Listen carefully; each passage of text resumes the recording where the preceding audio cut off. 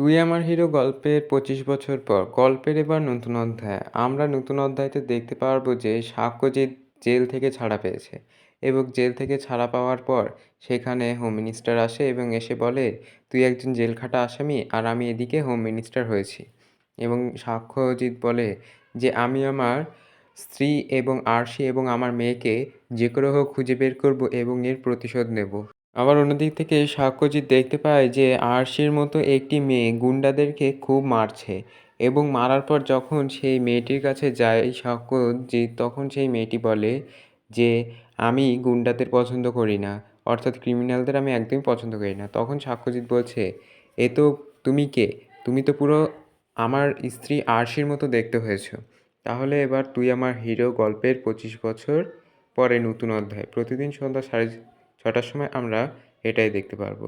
এরকমই exclusive video পেতে আমাদের চ্যানেলটিকে এখনই সাবস্ক্রাইব করুন।